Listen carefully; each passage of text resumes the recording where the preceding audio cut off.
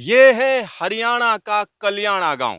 और एक और चीज मैं आपको बता दूं, ये यहाँ पर जो बोर्ड लगाया गया है, ये अभी अभी लगाया गया है। अभी अभी इसलिए लगाया गया है क्योंकि ये जगह अपने आप में खास है, क्योंकि यहाँ पर हिलना पत्थर हिलते रहते हैं।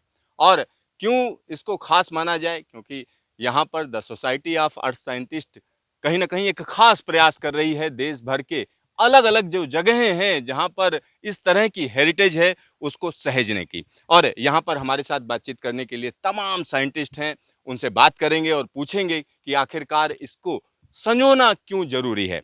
सर, अगर हम इस धरोहर की बात करें तो क्यों जरूरी है और क्यों खास है ये? देखिए, दूसरे अन्य धरोहरों से अलग हमारा ये भूवैज्ञानिक धरोहर है। कारण ये कि अगर एक बार इसको हम डिस्ट्रॉय कर देंगे तो उसको हम दोबारा रिकंस्ट्रक्ट नहीं कर सकते। बहुत सारे आर्कियोलॉजिकल साइट्स या और दूसरी साइट्स हैं जिनको आप मोर और लेस और अप टू सम एक्सटेंट आप उसको रिक्रिएट कर सकते हैं। लेकिन अगर हमने अपने पत्थर को अपनी ज़मीन से हटा करके कहीं इधर उधर पहुंचा दिया तो फिर वो उसको आप वापस प्रकृति ने जिस तरीके से उसको दिया है धरती को उस तरीके से आप नहीं रख सकते। इसलिए हमको अपनी भूवैज्ञानिक धरोहर को उसी स्थिति में बचा के रखने की बहुत ज़रूरत है। आज के समय बहुत सारी डेवलपमेंटल एक्टिविटीज़ हो रही हैं, सिटीज़ फैल रही हैं। वो बहुत अच्छी बात है कि हमको डेवलपमेंट चाहिए, लेकिन उसके साथ साथ हमारे जो धरती के जो रिकॉर्ड्स हैं जिनको कहना चाहिए इतिहास है, वो इतिहास अगर हमने छोड़ दिया तो फिर विभिन्न आपदाओं की हम लोग सामना कर रहे हैं और शायद और वो बढ़ती चली जाएंगी। तो मैं आपके माध्यम से और सभी अपने साथियों के माध्यम से इस बात का आग्रह करता हूँ कि ना ओनली कल्याणा में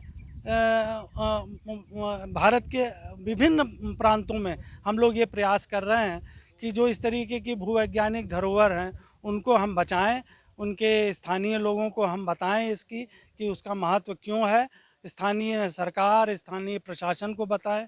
हमारे फॉरेस्ट डिपार्टमेंट के अधिकारी उसमें हम लोगों को बहुत सहयोग देते तो हैं। कहीं ना कहीं हम कह सकते हैं कि इस तरीके की धरोहर को संजोना जरूरी है।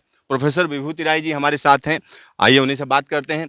सर, अगर हम कल्याणा की बात करें तो कल्याणा में जो पत्थर है, मैंने सुना उसका नाम ही हिलना पत्थर है। तो किस तरीके से हिलना पत्थर बोलेंगे, क्यों इसको जो है हम बहुत ज्यादा तवज्जो दें?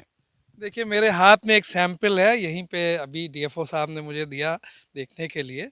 आप देख सकते हैं कि ये पत्थर जब हम थोड़ा सा मूव करते हैं, यूँ पकड़ते हैं, तो इसके बीच में ऐसी फ्लेक्सिबिलिटी जैसे लग रहा है ये रबर का बना हो।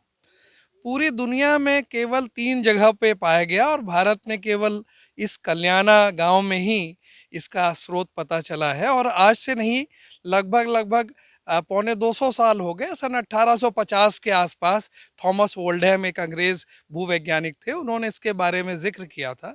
और उसके बाद कोई ज़्यादा कार्य नहीं हुआ। प्रोफेसर वी के वर्मा साहब दिल्ली यूनिवर्सिटी के, उनका एक लेख है इस पर। और रिसेंट में अभी एक प्रकाशन हुआ जिसके माध्यम से इसके बारे में पता। हालांकि विश्वविद्यालयों के म्यूजियम में इसके सैंपल रखे हुए हैं, लेकिन बड़े हर्ष की बात है कि आज इस सोसाइटी के माध्यम से हम लोग इसके भूवैज्ञानिक अस्तित्व के बारे में पता करने के लिए पूरे देश भर से लगभग 30 वैज्ञानिक छात्र छात्राएं सब लोग आए हुए हैं। और ये प्रयास करने का हम लोग प्रयत्न कर रहे हैं कि इसका सृजन हुआ ही क्यों और केवल कल्याणा में ही क्यों हुआ। ये लगभग 1200 मिलियन साल पुरानी रॉक्स हैं, जिसको कि दिल्ली ग्रुप में अलवर, दिल्ली सुपर ग्रुप में अलवर अरे, ग्रुप जब में। जियोलॉजिस्ट की बात होती है तो मिलियंस बिलियंस के नीचे तो बात ही नहीं करते हैं। अगर हम 1200 मिलियन की बात करें तो जी जी। हमारे आम दर्शक को समझाइए कितने करोड़ साल पहले की लगभग बात? 1 अरब वर्ष से ज़्यादा, 1.2 अरब वर्ष इसकी आयु होगी। और ये अरावली जो पर्वत श्रृंखला है, राजस्थान के दक्षिण से शुरू हो करके दिल्ली तक आती है, और दिल्ली के बाद भी ये ज़मीन के नीचे ये हरिद्वार तक चली जाती है। तो ये एक छिपी हुई पहाड़ी है जो कि गंगा के मैदानों के नीचे से भी जा रही है। ये बहुत बहुत दुनिया की सबसे पुरानी पहाड़ियों में से एक है। ख़ास बात यह है कि ये ऐसा है क्यों। तो जो भूवैज्ञानिक दृष्टि से हम लोगों ने पढ़ा है, और मुझे लगता है कि इसमें जो सैंड के ग्रेन्स थे वो कॉम्पैक्ट हो गए किसी सीमेंट की वजह से, चाहे वो सिलिका हो चाहे कार्बोनेट हो, और कई बार इवापोराइट भी होते हैं। तो ये रॉक एक सॉलिड रॉक हो जाती है। अभी क्या हुआ है कि क्योंकि अभी हम लोग ऊपर जाके देखेंगे, वैसे तो शायद इसका डी सीमेंटेशन हो गया, जो सीमेंट था वो निकल गया और एरिड क्लाइमेट की वजह से या अन्य किसी कारण से, जिसकी वजह से जब सीमेंट निकल गया तो जो कण है वो आपस में इंटरलॉक फंसे हुए हैं, और इसको मजबूती देने वाला कुछ नहीं। जैसे कि मकान के आप बनाते हैं तो सीमेंट लगाते हैं, पक्का हो जाता है, अगर सीमेंट ना लगाएं तो वो ढीला रहेगा। तो शायद यही कारण है, और लोकली इस पत्थर को हिलना पत्थर ही कहते हैं, और ये क्षेत्र इस बारे में काफ़ी मशहूर है। धन्यवाद। तो ये हिलना पत्थर है, यानी इसको अगर हल्का हल्का हिलाएंगे ये हिल रहा है, यानी ऐसा लग रहा है जैसे इसमें कहीं ना कहीं प्लास्टिक की तरह मुड़ने की क्षमता है, लेकिन ये पत्थर है। अपने यहाँ की बात करें तो कहा जाता है पत्थरों में भी जान होती है, तो वाकई पत्थर में भी जान है, ये देखिए। और इस तरह के पत्थर कहाँ पर पाए जाते हैं, किस जगह पर पाए जाते हैं, तो वो जगह है हरियाणा का कल्याणा गांव। और हमारे साथ डीएफओ हैं इस इलाके के, आइए उनसे बात करते हैं। यहाँ मैं देख रहा था जगह जगह माइनिंग चल रही है, और जब हम इस तरीके की हेरिटेज की बात करते हैं तो ऐसे में माइनिंग कितना बड़ा खतरा है इस हेरिटेज के लिए? माइनिंग तो सिर्फ जो अरावली क्षेत्र से बाहर है उसी में माइनिंग होती है। ये जो क्षेत्र है हमारा, जो ये पत्थर मिल रहा है हिलना पत्थर, ये अरावली क्षेत्र है, जिस माननीय सर्वोच्च न्यायालय द्वारा इसको वन क्षेत्र घोषित किया हुआ है। तो ये इसके अंदर माइनिंग नहीं हो सकती, इसके अंदर ये प्रतिबंधित है। यानी इस पहाड़ पर माइनिंग नहीं हो सकती, ये कह सकते हैं। हाँ, ये माइनिंग नहीं हो सकती इसके अंदर। तो यहाँ पर अगर कोई माइनिंग होती है तो किस तरीके का एक्शन आप लोग लेते हैं? माइनिंग होगी नहीं इसके अंदर। माइनिंग लीज माइनिंग होती है, जो उन्हीं क्षेत्रों को दिया जाता है जो अरावली क्षेत्र से बाहर है। तो मतलब कल्याणा गांव का ये जो पत्थर है ये प्रोटेक्टेड रहेगा आपके इलाके में? हाँ, प्रोटेक्टेड रहेगा, पूरी तरह सुरक्षित रहेगा ये।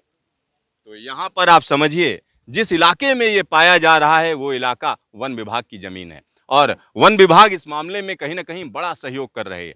और यहाँ पर आप देख सकते हैं बोर्ड भी जो वन विभाग में लगा हुआ है, और हमारे साथ वो रिसर्च स्कॉलर भी हैं जिन्होंने इस पर काम किया है, और खास तौर पर यहाँ यूनिवर्सिटी के अंदर वो पढ़ा भी रहे हैं। आइए उन्हीं से बात करते हैं।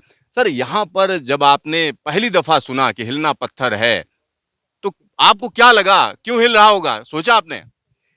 सर, मैं सुनता तो बचपन से ही था। मेरा गांव यहाँ से 30-35 किलोमीटर दूर है।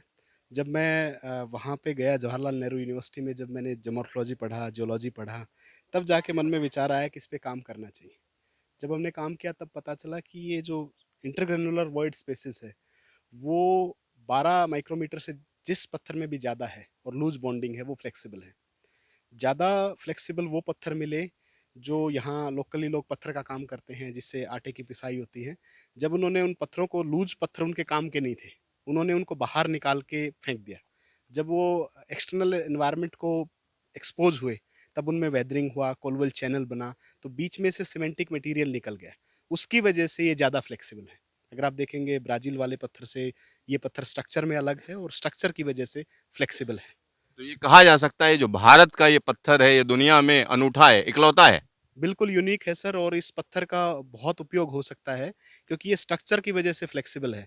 अगर आप स्ट्रक्चर की स्टडी करते हैं और इसकी टेंसाइल डक्टाइल स्ट्रेंथ पे हम काम करते हैं, तो हम ऐसा कर सकते हैं कि अर्थक्वेक रेसिस्टेंट मटेरियल हम बना सकते हैं, जो अपने आप में एक बहुत बड़ी अचीवमेंट होगी इंडिया के लिए, जहाँ बहुत सारा एरिया अर्थक्वेक जोन 4 और 5 में आता है।